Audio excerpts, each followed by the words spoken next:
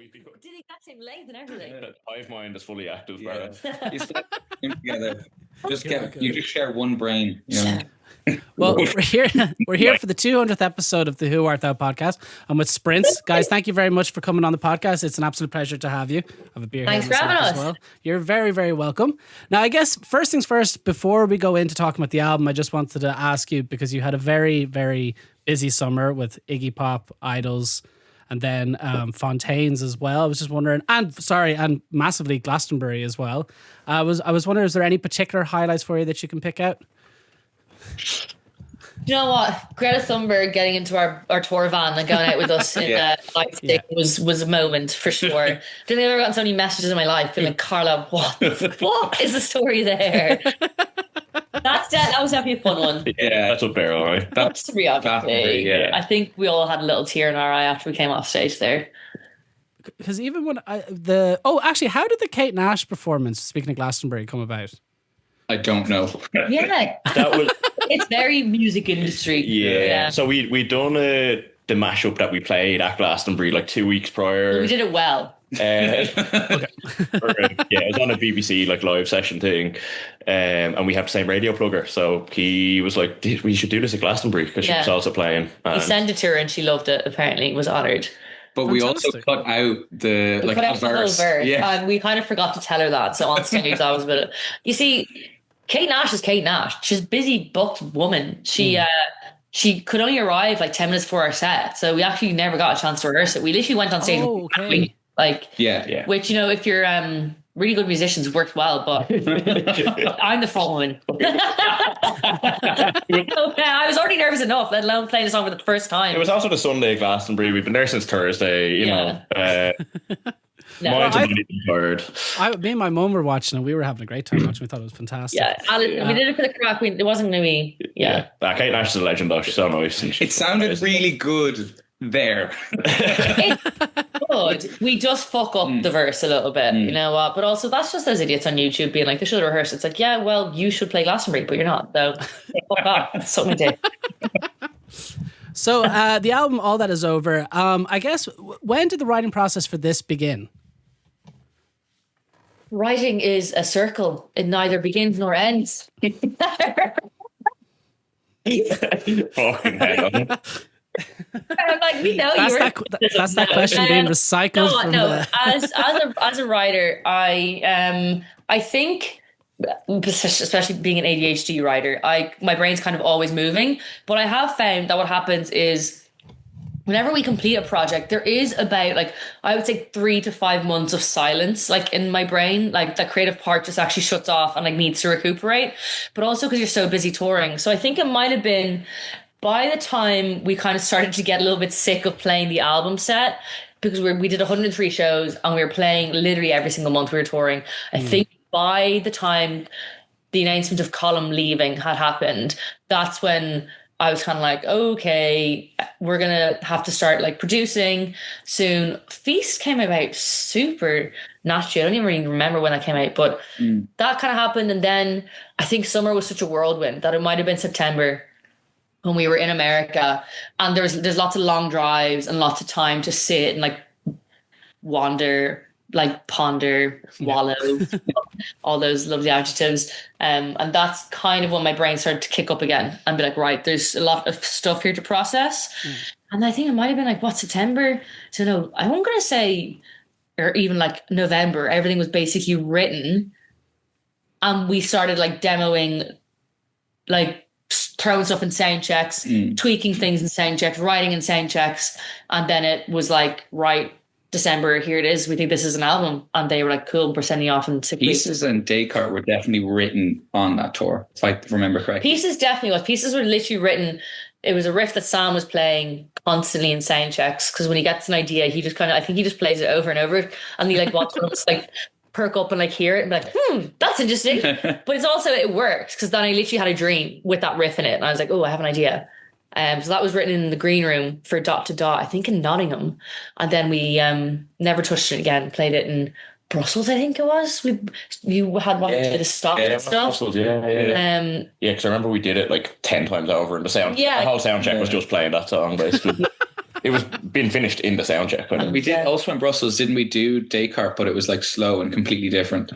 Did we? Oh my god! Yeah. You were in the green room. Yeah, it was completely different. Like it didn't sound anything. So interesting. I completely forgot about that. Yeah. So it started as an acoustic song, and I was like, it was actually totally different. It was just the chord progression in the chorus I really liked, but we ended up completely changing that as well because Sam had the idea to bring in like the A sharp and to change like the second time round. Anyway, we've gone on such a tangent here. It's all right. It's a podcast. You're allowed to go on tangents. Do you edit any of these bits out? No. No, it's all gets left in. All gets left. No, don't worry. I'll give you my condensed answer. You'll get the episode before it comes out, just in case you're like, please don't have that all in. In summary, we started writing basically around September during the US tour, and then we started kind of tweaking, writing in sound checks. I was writing a lot. Like we would have like one day at home in Dublin. That's when I would like demo in the bedroom and send the ideas to the guys, and they'd be like, oh, I have an idea for this, or I love this, or let's change this, and kind of in sound checks a lot. That's where the ideas were finalized and born, because that's the only time we were together with our instruments, because the rest of the time they were sitting in tour vans or in storage because I couldn't look at a guitar, honestly. And like, because Letters to Self was such a, it was a massive album, very critically acclaimed. Was there a sense, was it daunting going into record a new album, or was it kind of like, fuck this, more business as usual, let's just go in and make it? Did I cut off there? I think we never even thought that we were making an album. Oh yeah, it kind of came together very naturally. I think if anything, the fact we were on tour so much, we were just like, we were doing it anyway, kind of, you know what I mean? It was like our first year doing it full time as well, so it was like, hey, yeah, time to write more music. So yeah. It is like we never consciously sat down, and to be honest, we never do that either. We don't write really like that. We're not like, okay, right, we want to sit down and write a song now. There's usually an idea, or it's like just out of circumstance, because we're sitting there, we know the fucking songs inside out. Like I'm not going to sound check fucking like Up and Comer for the 75th time. We like check little bits for monitors. So it's more so we want to test the amps and see how loud we're like playing and have fun. So we just kind of jam.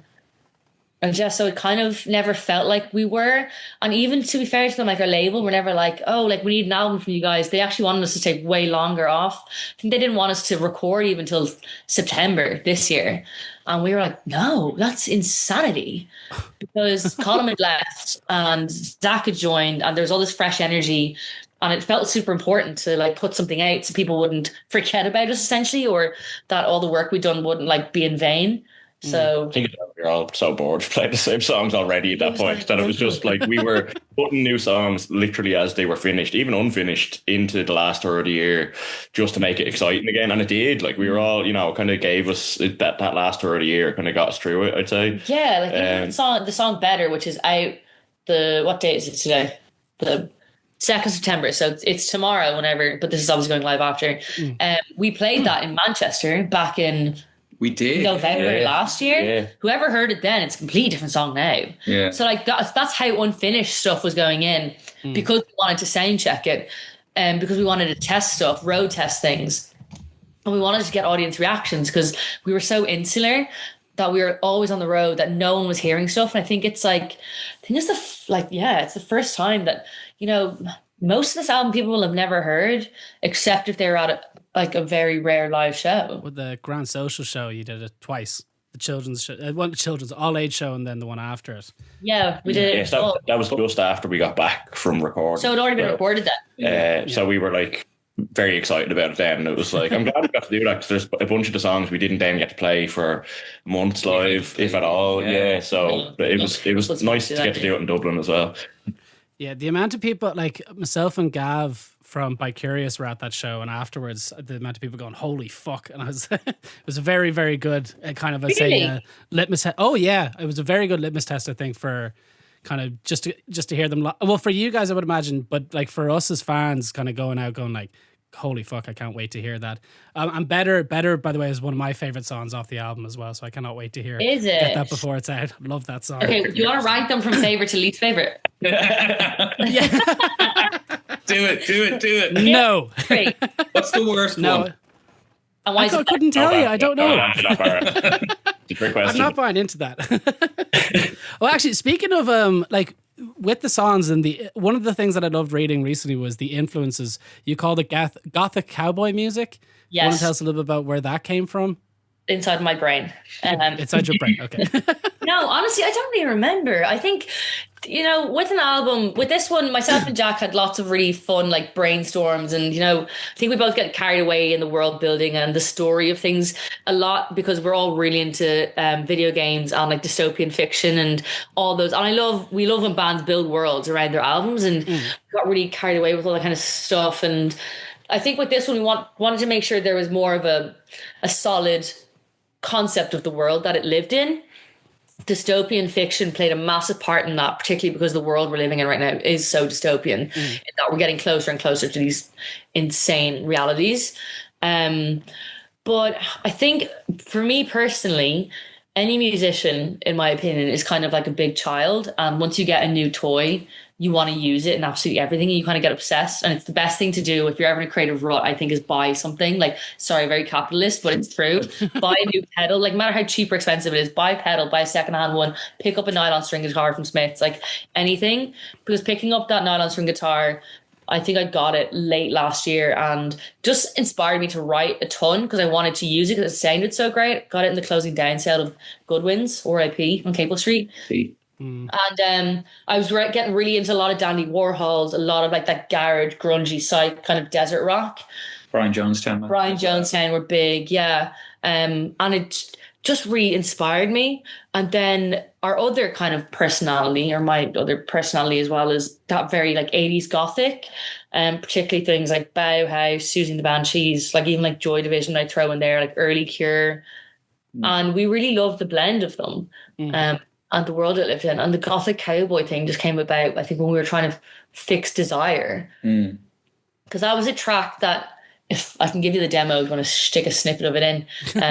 But it's so different. It sounded like a Blur like track from the late 90s or something. It was quite synthy and stuff, wasn't it? Yeah. Like, very choppy, like very like guitar heavy, chord heavy kind of. And then we were in Yellow Door and we're just like, this just doesn't work. I think we need to axe it from the list and just focus on the other stuff. And then we were like, let's try it. If it was more like the first song on the album, what would it sound like? I think was what we were going off. And I just picked up the acoustic, and it just like was birthed into this 7-minute long like jam ramble. And it became, I think, Desire sounds the way we wanted the world to look like, if that makes sense, of the album. That kind of spaghetti western, gothic, grungy, gritty, very like emotive and euphoric, but also melancholic a little bit. Even with the like the leading to the promotion of this album, like the countdown clock that you did with the dystopian kind of radio songs, like with the radio sounds and your voiceover over Karla as well, like where did was that because I know, Zach, you said it was Fallout inspired. Oh, totally. Yeah, Fallout inspired. Yeah, Fallout. He even plays the Fallout song in the first one. I don't Want to set the world on fire. Yeah, completely just ripped it off that. But then had to make something that was like, I don't know. And we're like, what if it's like war? War is never over. Originally, I had thought about doing some like 24-hour, 7 days a week, constant broadcast on a fucking anonymous channel that would just go for like. He actually was volunteering you to run that 24 hours. Yeah. What? No, it's Hugo. I actually remember a call with the label being like, guys, this isn't going to work. Because it was like this plan for like really long. I was like, how are you going to make this? Zach wanted the episodes to be 5 to 6 hours originally. I was like an actual radio loop, and like you could go into it and like hear something new every time. Which I remember when it came out. Play other people's songs. Yeah. We're like, well, that's 5 hours. Yeah. So all the songs in it are just covers. Or like we got away with the Johnny Cash because I recorded it of us singing it in the van. And so like it's mostly our voices and Johnny Cash in the background. So YouTube can't detect that that's... I think it's a really good reflection though of like because it is obviously very Fallout-y, but then with like the newsreels and stuff, which are obviously contemporary, like one of the things we were talking about in the world building was that like, let's not get away from the fact that reality is actually quite dystopian and kind of, you know what I mean? I think it kind of marries the two things quite well, you know? Yeah, it's like getting to the point that like I don't check the news anymore, and kind of like I just, if I've had a long day, it's like, I don't need to see the news. And like, we have a friend, myself and Zach, Mark, who constantly is just like, did you see this new disastrous things that happened? I was like, I don't know how I can take it anymore. Yeah. It's that's so what a lot much. of the album is the difficulty we've had with that. We're like, we've done music full time now for 1 year, and like we've got this amazing team around us. Like, obviously, like we're queer and liberal, and we've got like this beautiful like dysfunctional family and our friend groups, and it's like so amazing and creative, and you meet loads of artists and everyone's kind of the same brain, like the same mind, like the joke we used earlier. But then you pick up your phone and you're looking at like what's happening in the US, and you're looking at like the wildfires, or you're looking at like Bono accepting a Medal of Freedom, like, and all this mad shit, and you forget that like hatred is still out there. And it's incredibly difficult to process, because you just can't imagine like going from a stage and like celebrating like trans rights or like the queer community, and then you look at like the right-wing riots and marches in Dublin, and you're like, this is not my fucking home. I don't recognize this. And then like when you speak to like Jesus, like your parents or like an older or other people, and you see that they actually share some of the views, and you're like, wow, I've really been missing from this reality for like 12 months, and it has really changed. Like the world is a very scary, dangerous place. And I've never felt like more honest or like I'm more myself or lived a better life. And everything else in the world has never been worse. It's incredibly like, it's like whiplash of the mind. Yeah, like even witnessing those those marches in particular, the far right ones is a incredible experience in the most awful way possible. It's like I didn't years ago in Ireland, I never would have suspected that would be happening here. It's kind of I'm sorry, we've never forgotten all about our grandparents and our great grandparents who had to get off ships to America. Like, yeah, honestly, it's unbelievable. Like we're the most kind of like I don't think we're of any country we can give out about immigration is Ireland. It's just sure, like within our most history. Irish diaspora isn't like outside of Ireland. Do you know what I mean? Yeah. Australia, America, it's bonkers. Like, but the rhetoric that's changed. Like I got called a wokey lib by somebody for the first time ever because I was wearing burgundy trousers.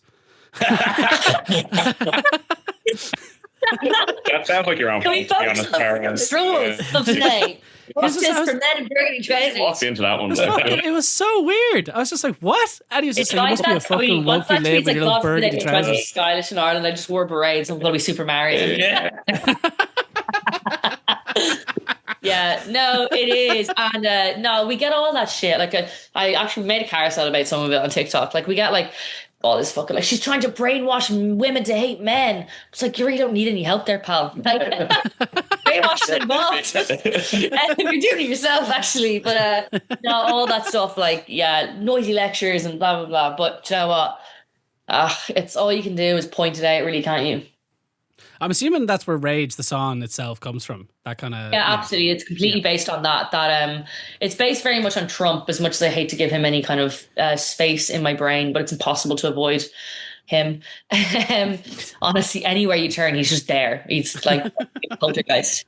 But that it's also about the marches, that people are kind of pointing the finger at immigrants and like asylum seekers and refugees in Ireland, particularly. Where it's like, they're taking our jobs and they're taking our houses and they're taking this. And it's like, well, they're qualified doctors, Martin. Like, and the fact that like everyone who applies for social housing has to go through the same kind of qualification process. There is no preferential treatment. We're also in the least densely populated countries in Europe. Exactly. And that's the thing. It's like there is nothing but space. Like we had the stat like that was on where I saw the district. I think it was like we've had like a massive increase in derelict or unoccupied houses and buildings in Ireland, especially Dublin, and then the lack of supply. Like honestly, like even in recent experience, Jack and Sam has already moved, but Jack's moving to London, and even looking at rentals and stuff available, which obviously renting isn't the best, but the availability in other cities is just unbelievable compared to Dublin. Like you could like have your choice of applying for places, and here there's people queuing like for hours. Remember when I was trying to get a place to rent? Like it's insane, and that is not because there's asylum seekers, refugees, or immigrants taking the apartment buildings. It's because our fucking government let Google come in and build places that cost $3,000 a month, and now they've all shipped their employees off. No one else can afford to rent them. Like, it's pointing the finger at those already marginalised when there's clearly people in power to blame, and the rage bait of that, particularly around trans rights as well. That maybe 1% of the population are trans, but we have them scapegoated. We're talking about, women being safe in bathrooms and like taking up women's spaces, like all this fucking fake support our women kind of bollocks. And it's like, men have never needed to go through hormone replacement therapy to abuse women. They're doing it in the open, in their jobs, in power, in positions of public figures. They do not need to go through all that. So stop scapegoating the trans community in what you're saying is to protect women, because it's absolute horseshit. If you're protecting women, where are your marches like weeks ago? Yeah. No, I completely agree with you. Like, I never really understood the trans one, because like there's very few, I've met very few trans people in my life. Do you know what I mean? There's not a lot of them to make it into a global issue. Queer people, the queer community, like gay, lesbian, and bisexual, is a minority, a very, very minor percentage of the public. To be trans then is even more of a less of a percentage. So I think, sorry to keep referring to America, but it's just so widely documented. No, we inherited from them. Yeah, exactly. But I think they said there was a stat, like a news headline, 1.8 million people now identify as trans in America. And obviously all the Facebook fodder being like, they're pushing it on people, it's an agenda, like they're brainwashing. It's like, that's 0.8% of your entire population. Yeah. Not even 1% of your population identifies as trans. Obviously 1.8 million sounds massive. Okay, if that was in Dublin, that's huge. Yeah. But it's not. This is a minor percentage of the population. And they're scapegoated to be the blame for all the problems. And like, trans people have been here since the beginning of time. They'll be here at the end of time. Yeah. Pointing the finger at them right now is not going to make any difference. Like, there's way bigger problems in the world than who someone is, who they love, or who they want to be, or what fucking bathroom they piss in. Yeah, it's inconsequential, like what they actually do in terms of what goes on everywhere else. It's ridiculous. What actually, just in relation to, what was the hardest aspect of writing the album? For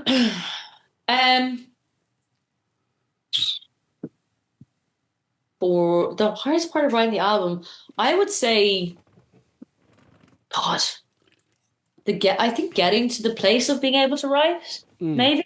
Honestly, I have to say that this one felt very easy, and which is going to be terrible if people come out like, this is so album. I'm like, no wonder it was easy, fucking crap.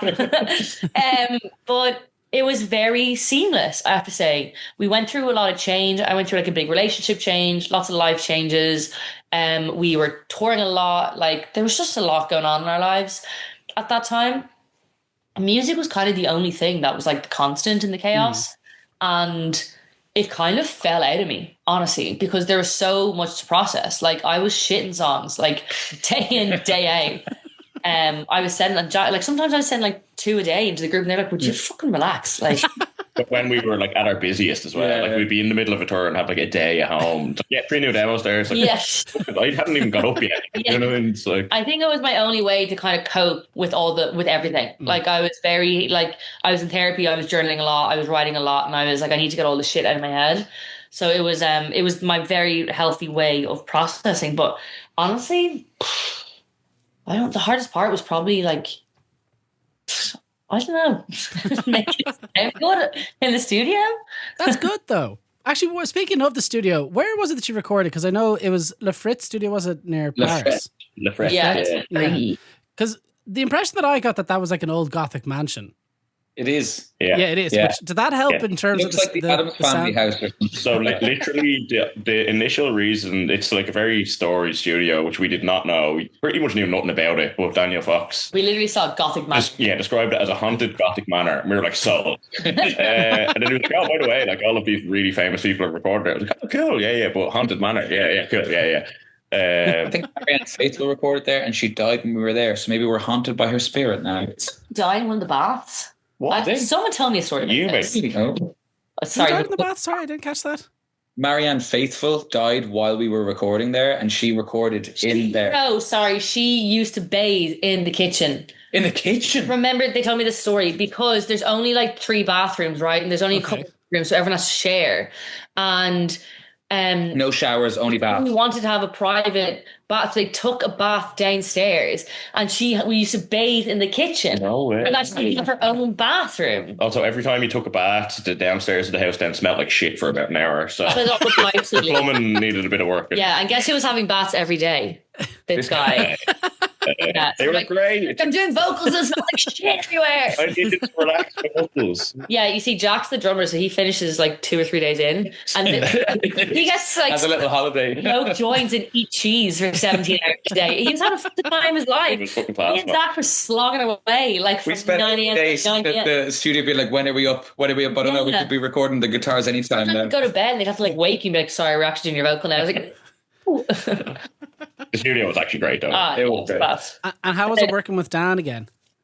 Great, yeah. It's been nice that we've worked with him for so long now that it's just like we all get on very well. So he can just tell us that we're shit when we're shit. Yeah, and it's very lighthearted, light compliments occasionally. Yes, he gives compliments sparingly and very selectively. And they're also almost not a compliment. It's kind of like, wow, okay. Yeah. He goes, yeah, that's a take.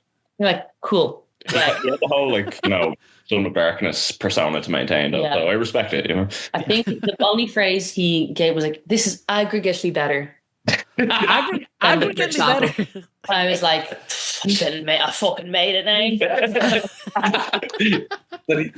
I know, aggregately. Like, on average, songs are a little bit better than the last. I think you saw him get a little excited, so it was exciting.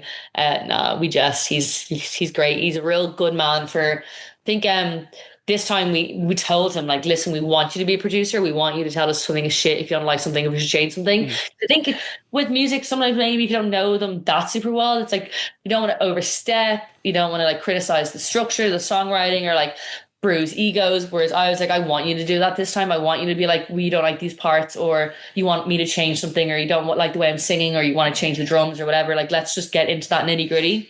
We did pre-production for a week in Stony Batter in Sonic, which is where Dan works out of. I was there for a bit when you were doing it, yeah. Yeah, and it was great because he literally got down to like, I think, Jack, you should switch from the hats to the crash here. Carla, stop playing the guitar most of the time. No, he'd be like, I think you need to change to this pickup, or turn these pedals off, or Zach is going high, so you need to go low here, or like, let's change your vocal. Like, I think when you were doing it lightly, it's more beautiful and stuff like that. Like those kind of moments, and it really worked. And can I ask you about the music videos? We'll start with Descartes, because that part of you floating, I think, is fucking awesome. I was wondering where did you film that? Oh, all of you, by the way. It looks incredible.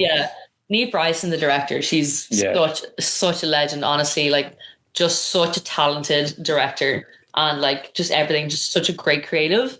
Where was the gaff? It was in Roscommon, I think, wasn't it? Yeah. It's just like this big. It was weird. We thought, I think a family kind of half live in it. Or I think so. They look after it, and it's like an event. The hours a little bit. Yeah, it was a bit confusing, to be honest with you, but it was a fucking beautiful building. Like, I remember about a week before, Neve sent in pictures and videos of that like central room that's like around this kind of big middle pillar kind of thing. We're all just like, that looks beautiful. It's like something out of a Tim Burton film, like, it's huge. Yeah, it's all like, it's a bit like kind of, it's beautiful but kind of run down and a bit decrepit at the same time. It kind of just, it felt in fitting with the whole kind of aesthetic of the album as well. I remember we walked in and saw the pianos in that circle room, and we were like, oh my god, you couldn't have picked a better spot for this. Definitely haunted as well. Yeah. And to be fair, we had a whole different concept for that video originally, and it was Sam who was like, I don't know if you guys are talking about world building loads, like, I don't know if this ties in really, which fair play he said that, because it didn't really. But then Neve turned this concept around in I think 2 days, and just everything from the styling to the crew. They built like this, like, honestly, like a dolly that was kind of like a go-kart that I could sit on. It looked like you were being dragged around. And that's how they made me do all those things. I was bless the fucking camera and the operators, because they were literally pushing my ass around on a buggy for about 5 hours. And he was like, yeah, let's get one more. And they were like panting. But they were running. Like, they were running constantly. The name is Sprints, so sorry guys. But anyway. It was good crack. And the beg visualizer looks absolutely fantastic as well. Zach was telling me you were just driving around Sandyford for that, was it? Yes. Sandyford Industrial Estate. Beautiful sights. Yeah, David Willis, who did our press shots, which came out sick, also turned that around for us in like a week. Yeah, we another did legend. Two of them in the one day, Yeah. like 6 hours or something, I think. Yeah, Hanson and Kiki, who were the queens in it, were in Feast, and we loved them so much. And I just thought it was such a beautiful like little thread to carry through from Feast, because we love that song. We don't really want it to be forgotten. And it was like Zach's first involvement in the band, and now you're in the album. I think it was like a nice golden thread to bring through. But they're just so fucking funny. Like Kiki, That was one of the funniest shoot outs we've ever like, had. oh, every time that van pulled around, she would just have some fucking one-liner, and she'd be literally just shouting at men on the street. I was like, it's like the complete antithesis to catcalling. I loved it. The role reversal, I was so here for it. I was like, look at these buildings, they have a fucking clue. Saying the She's like, hey, gorgeous. I loved it. No, it was great crack. And Hanson is just like the most beautiful man. And aspiring actor who will see many things soon, I'm sure. I have to ask, I know it's a very basic question, but what is your guys' favorite song on the album? Each, by the way. Desire. What? Easy. Pardon? Desire. Yeah. We all answered with the one. That was brain. very quick in unison. Yeah. Are you telling me it's not your favorite song on the album? Pardon? Are you telling me it's not your favorite song on the album? I haven't heard it yet. I haven't heard it on live, studio right? yet. Well, I know it live. No, I was it Beg, I think I really like. Okay. Peg was my favorite. And it was the one that we had pegged for first single, because we thought it was the best like encapsulation of the album. And yeah, I think Descartes just got pushed because it was a lot more. It was snappier. I think it was good. It was more of a bridge between album 1 and album 2.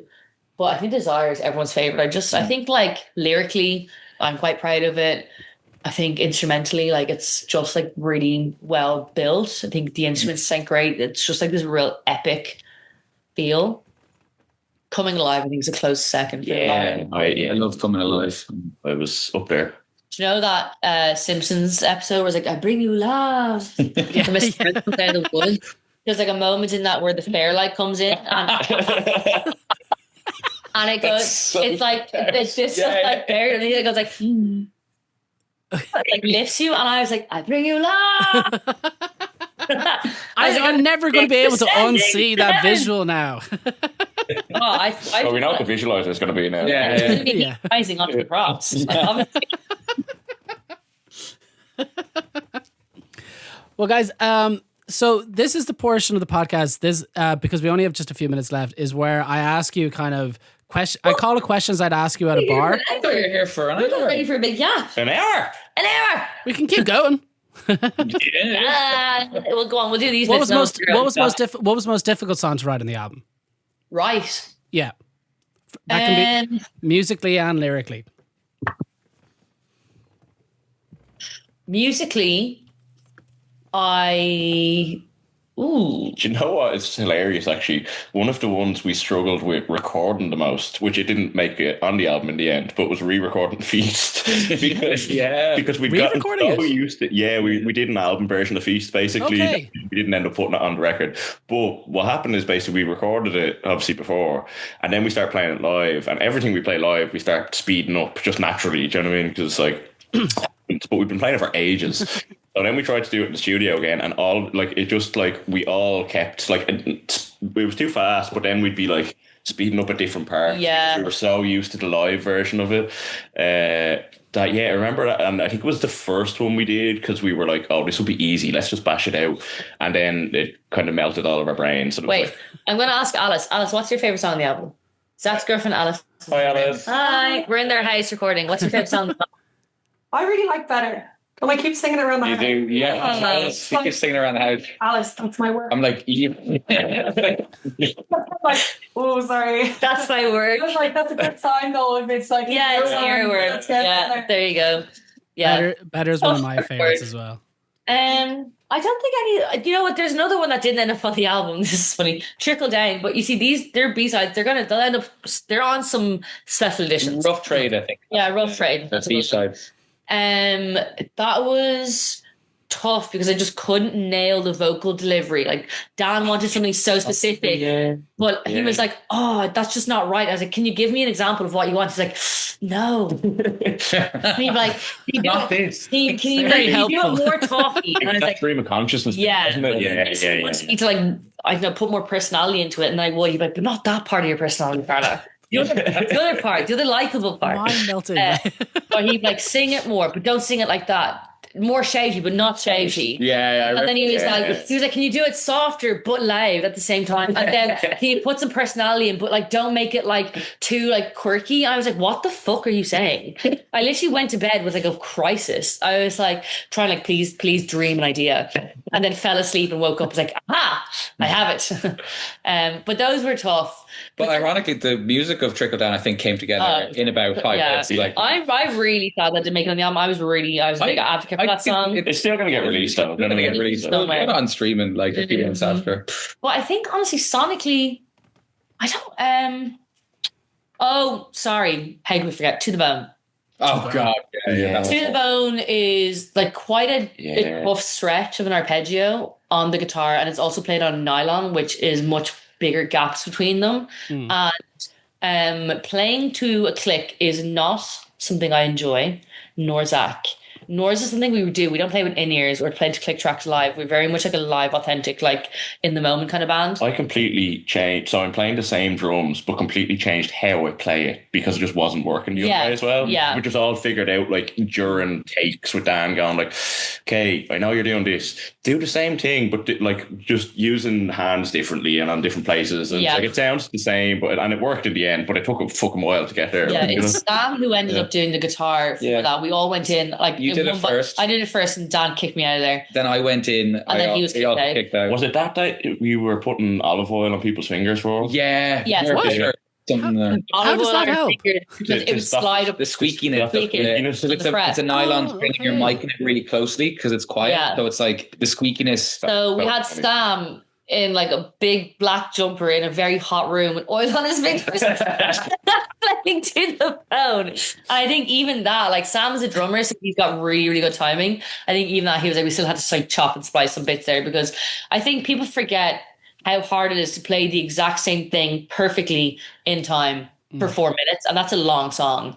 And it's the same thing over as and well over. When it's so quiet as well. Like it's such sparse. It's very much the focus. Yeah. But that was quite tough. I remember going up and be like, "I'm a shit guitar. I sing no song. Let all the women down."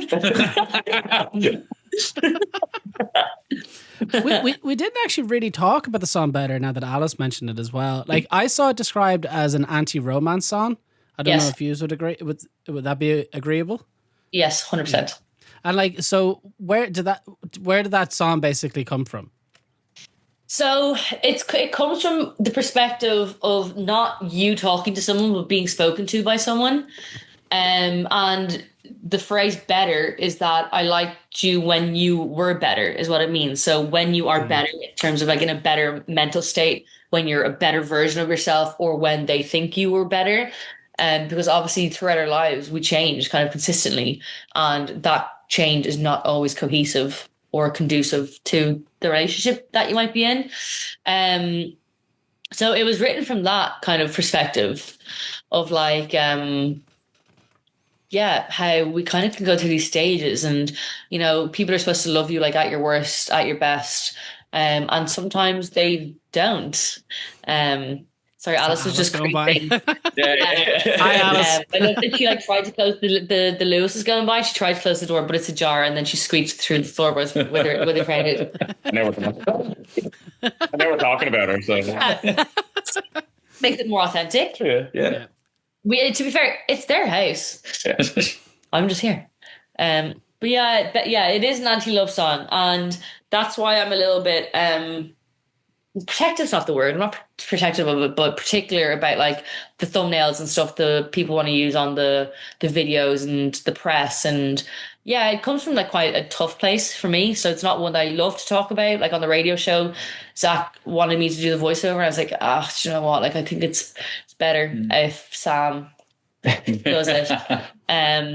But also because this is Sam and Zach's song. Like they fought me tooth and nail to. We searched through the Google Drive and found it. Well, I mean, Sam obviously knew it from before. Oh, it was years old. I think you guys were in America, and I was just going through all of the demos that were on the Sprints thing, and then that one I was like outside. It just made me cry, and so I was like, "This star, save that for later." I loved it. Well, I remember even bringing it up, Karla, and you said you didn't really like it that much. Is it just because of the personal connection to it? I think probably, yeah. And you know what, like, I don't want to be that person that's like, you know, I hate when bands like, oh, when they have like a successful song, like, oh, that's our worst one, and blah blah blah. Yeah. It's not even out yet, so we don't even know if it's gonna be successful. But like, probably got a fucking tank. But anyway, that's where we lost the diehards. Yeah, I think it's maybe. I honestly, yeah, part of me is just like really disconnected from it. Yeah. So I'm kind of like, I don't want to talk about like that. I don't want to give that. It's also like quite private, so I don't want to give it airtime. I've never been one of those people to like love her, but I'm not Taylor Swift. Like you're not going to read everything that happens in my life in my songs. I'm just not that person. I don't want to be that autobiographical. I want to talk about stuff I think that is a bit more like interesting than that. And I think sonically, I think I just felt a bit disconnected from it. I think maybe it's because I do write like a lot, and I did write it a while ago, and it was just that riff that kind of survived, and that hook, the I lied you better. Everything else kind of changed. So I feel like for me, I wrote that, I processed it, I left it behind. And now it's kind of resurfaced. I'm like, oh, this is a really old wound. Like, do I have to do this now? But you know what? I get like why the guys love it. I think I like the guitar part. It allows me to throw all my pedals on at once, which I love. And also, speaking of, you mentioned like you get a new toy, like the star, yeah. So I bought this. Do you know one of the best moments the whole album recording was is when that intro sound, right? That's me on guitar playing this little pedal that I picked up at Music Maker, and Dan Fox goes, "What pedal is that? That's such a cool sound." Like, you could hear the applause in my head. Yeah. I was like, Dan Fox of Gilliban thinks my pedal is, he's like, I've never heard anything like that. That's class. And I was like, 200 quid, worth it. 10 seconds of the album, it's the only thing I use it for. It's also like one setting of like 20 on the pedal. Yeah, it's actually an octave pedal. But so one of the guys in Music Maker, sorry, I can't remember which one. Was it a guy with glasses and like black hair? Yes. Very friendly. Yeah. I was like, do you have any pedals that do any weird fun stuff? And there's this thing, there's like a detune setting on it, and there's a fall time, and basically that's what gives it the it like rises into the tuning of the note that you're playing, and you can set the semitones and the time of it. But actually, it's supposed to be an octave pedal, so you can actually pick the harmony that it's playing on the guitar to that exact note. Lizzy stuff. Yeah. But I didn't want any of that. I just wanted that. He showed me that one thing, and I was like, "That's me. I want that sound." 200 quid. Yeah, take my money. Take Sprints' money. Spence did, but that. And honestly, do you know what? I'm excited to play it live, because then I went to Germany and I bought another pedal. In what was it? Music store. Yeah, it's the best music shop I've ever been to. It's just called Music Store. Yeah, it was very specific. So it's the size of IKEA. Cologne, isn't it? Holy shit! Yeah, it's like 5 stories. They've got like a restaurant and a cafe in it. They have like every floor is a different instrument. Yeah, it was class. Wait, is this in Cologne? Yeah. I think I've been in it for pianos. Yeah, it's massive. It's class. I bought another pedal there. I bought this reverb pedal called, I can't remember what it's called, Style or something, by Walrus Audio, and that allows me to add like this very shoegazy reverb to the guitar, but I can then use a sustain that lets me kind of create my own pad. So what I can do is play a note, and it captures, I think, the first 4 bars or seconds of what you play, and then it repeats it and pushes it through the audio. So I've kind of created this, like, the song's in drop D, so I just create this like little another instrument beat pad, and then I play my guitar part over it, and it's added this nice texture. So I'm excited now to play it live because I have that. But if I didn't, we're not sure. What would be, just out of curiosity for all of you, what would be your favorite bit of gear that you have? I'm going to say my non-answering guitar. I love it.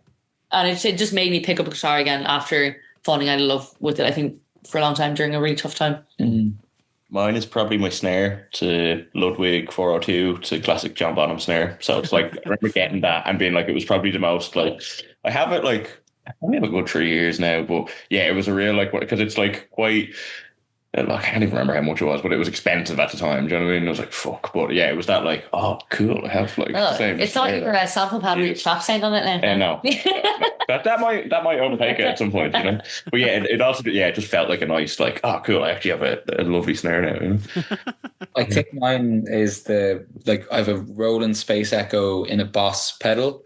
And I leave it on for most songs now live, but like it's such a minimal amount of effect, but I feel it.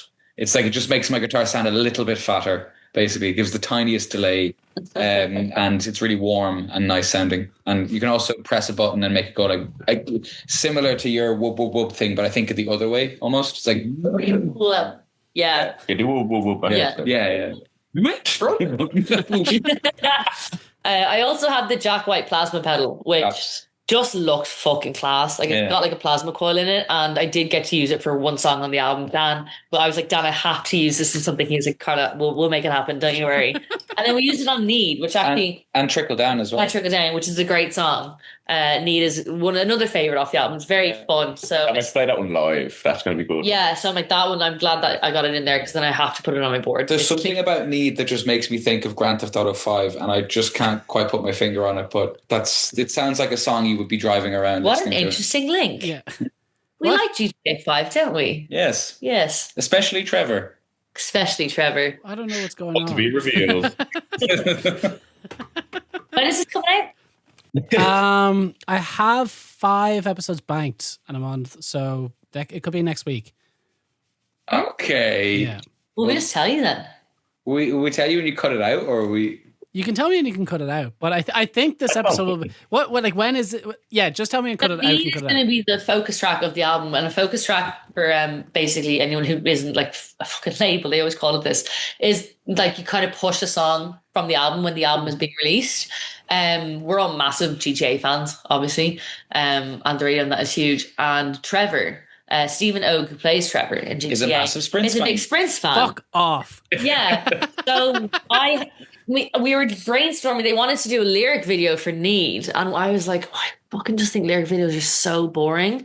Like I prefer like lo-fi footage. And me and Sam, I was like, he was messaging me about editing videos one day, and I was like, crazy idea, okay? But what if we just asked Stephen, like, would he record loads of random shit in LA of him like dancing in his underwear or like on the beach or whatever, and we'll just sync it to Need?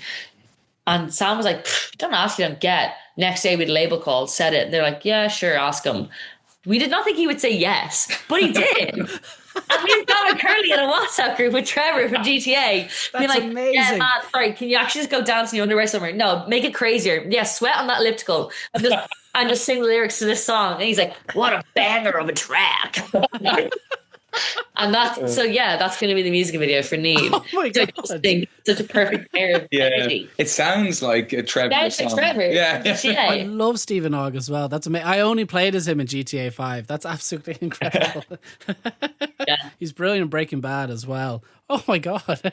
Yeah, so September 26th was when the album comes out. Need will be getting the video. I think they'll probably give it a day or two. A couple of days before that or something. Yeah. Fantastic. Well, I won't release this beforehand, but actually, I have to ask because it was amazing to see. It was James Gunn also puts you on a playlist.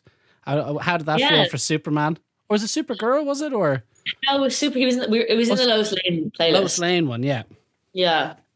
So he put us on a playlist a few years ago. About 2 of our songs, didn't he? He did a playlist of like his favorite songs of like 2023 or 2, and number 1 was like Someone Huge, and number 2 was Us. How does the story go?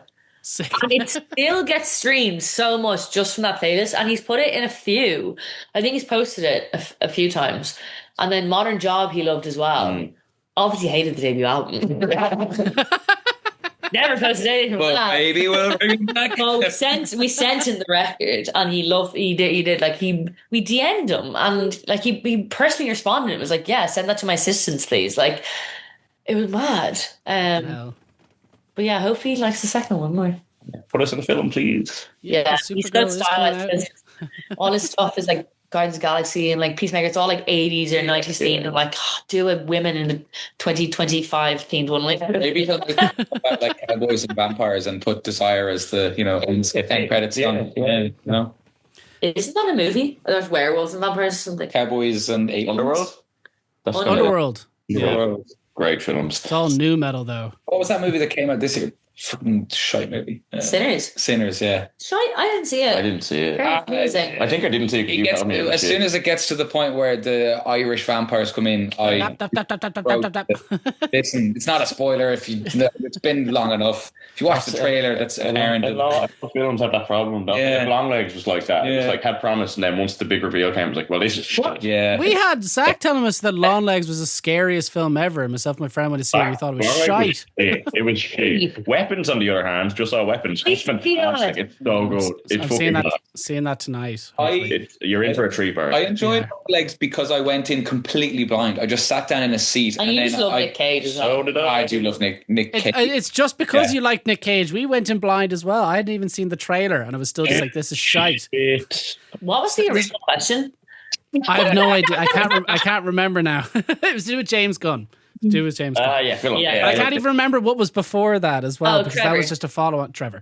Yeah, but that came from somewhere else as well. That came from you too. Okay, well, I'll ask you, because I said we do kind of a mini quickfire round towards the end of the podcast, and I am about to go over nearly an hour. So what is your current go-to music? I'm listening to a lot of Mets, Model Actress, Sick. and the new Eves, who I adore. Eves? The new Eves. That's I don't know them now. name. Yeah, so I saw someone put a post up and be like, "This is who Wet Leg think they are," and I was like, "That's fucking rude." But they are kind of like, I would imagine if Folk Bitch Trio and Wet Leg had a baby, it would be the new Eves. Oh wow. Okay, they'll be going It's on after this. very good. I've been loving the new Just Mustard songs. Class. And then I just saw Dive last night, so the last week I've been flat out listening to Dive. Sounds like it's deep. Is it I dated a girl who's obsessed with them, and she pronounced it as Div. Yes. She did Div. No, they said Dive on stage. Dive. I'm pretty sure they said Dive.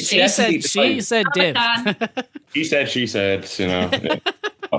On Seashore.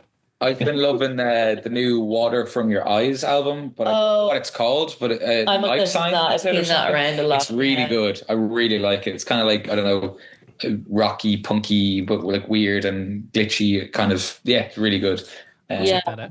Gurrier's new song as well. They sent me the video, actually, which my face is in it for a split second. So that's the only reason to watch. Ladies and gentlemen, ladies. I'm just back from seeing them as well. They were very, very, very good. And Clifford's a lot. Love them. Great bunch of Iona and lads from Cork. New Krill Sister EP, very good as well. Oh, it's unbelievable. So good. I got massive Attack vibes off it when I was listening to it. I did as well. And I'm like, Krill Sister have been putting out such consistently excellent music for years. I want them to have their moment. Like, when are they going to get fucking big? Yeah, they're so good. So good. I just listened to the new Jenny Beth album as well. That's fucking really good. It's so good. Yeah. No Good For People is just such a bad. Like, the funny thing is, when I was chatting to her about that album, I was like, I got major Nine Inch Nails vibe off it, and she said no. Is it when you like harangued her at a festival? No. Yeah. Cool, I didn't harangue her at a festival. She happened to be standing next. She happened to be standing next to me. A Vince Brown reference, rather. Sorry. When you hear the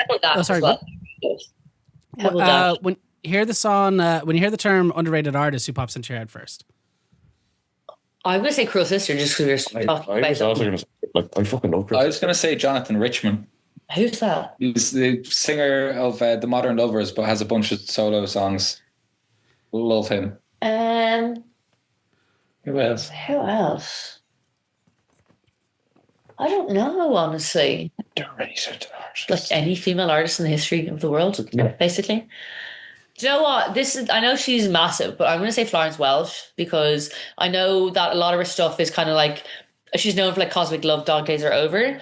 But I think some of her lesser known things, the lyricism in it is just unbelievable. And the new stuff she's doing with Bowen from Idols, I think that's going to be, she just released a song off her new album called Everybody Scream. And Mark Bowen from Idols produced a guitar on it. And it is fantastic. Every time she writes a song, I'm like, oh my God, how did I not think of that? That's exactly the way I think. And she just like writes so beautifully about like things that are just everyday and just her existence. But yeah, I love her lyricism. I love the way she writes. And I think she is dismissed as like a pop singer, but she's actually one of the, like the best lyricists of the last like 20 years. I had no idea that she was even working on music, so that's a very good one. Yeah, I have to check listen that to out for Everybody sure. Scream. Really, really good. It kind of gives me like Lady Macbeth vibe, honestly. That's cool. And then I guess the last question I'll ask you before we finish up is, what is the best live performance you've seen recently? Ooh. Oh shit. Where have we been? Now, Wet There's Leg been was so very good at All Together now. I'm actually going to go for, I think it was probably about a month ago, I saw Mogwai in Vicar Street, and it was fucking unbelievable.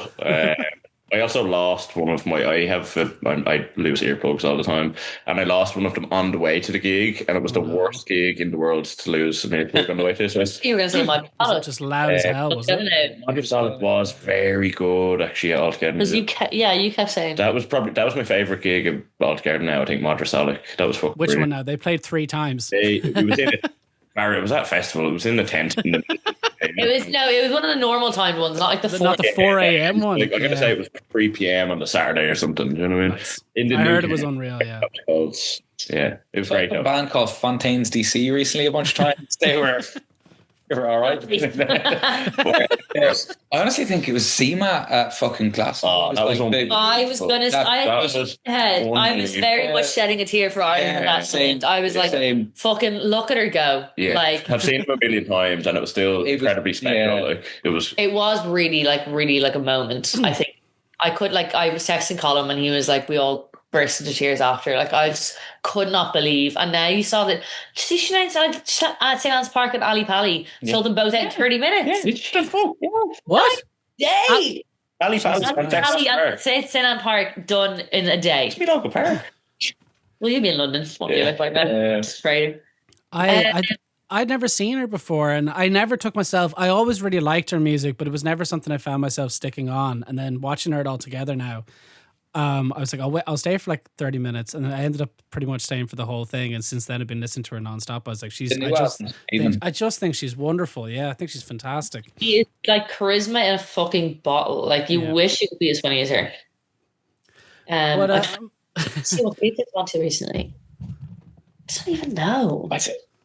Like a lot of the festivals we've been to and stuff, we've been traveling like immediately before and after, so we've barely seen that many acts and stuff. So can we ask you one question, Barrett? If that's all right.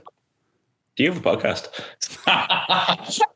Just for anybody who's not aware, I was asked this question like every hour when we were in Athens together.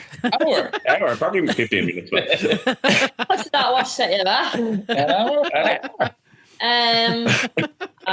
Sorry, Bart. I had to You're all right. You're all right. And it's not the last time we're going to hear it either. No, it's never going to die. Who started? Was it? I can't remember. Was it Sam or yourself that started it? It's definitely me. Don't be asking them questions, man. Relevant now, like, you know. Wait, your podcast? what? What's that? With a podcast in Dublin. I'm only joshing. Yeah, I don't know. My favorite gig ever was too many. My brain can't compartmentalize anymore. That's fair enough. Too many. So many good gigs. What summer? 37 festivals. Amy Taylor. At Glastonbury. I'm going to say that because I got in the pit. I had a lot of fun. Nearly broke my nose. Perfect. You nearly broke your nose? Going to the back of something? Well, I was pit. bugged around. Well, guys, I just want to say, like, we are at an hour, and I just want to say, like, I really appreciate you guys coming on, especially for the 200th episode. It really means an absolute ton. But this is the PR bit. So just to reiterate, when the album's coming out and all the things to look out for in the meantime. The album, All That Is Over, is coming on the 26th of September. We are playing a very big show in Dublin, in Vicar Street, on the 20th of November, I think it is, off the top of my head. Yeah. It's nearly sold out, actually, so we should buy tickets to that, please, because if you don't buy them, our label's going to drop us, and then I have to go back to working in Nando's, which I loved, but I don't want to do anymore. I'm too old for that. And tours across the UK, Europe, America. There will be more Irish dates soon. Don't worry. We just need to sell out Thicker Street first, and then we can announce it. We hear you, Courtney. We hear you. Do you hear us? Buy the fucking tickets. And yeah, thank you so much. Congrats on 200 episodes. Thank you so much, guys. For episode 300, we'll come back and we'll tell you why we got dropped. Sounds like a plan. We got dropped because we went on your fucking podcast. But anyway, we gave too much away. Now, guys, thank you so much. It's been an absolute pleasure having you on. I really do appreciate it. It means the world. All right. Cheers, Barra. Thanks, Bill. Good evening. Lovely to chat to you.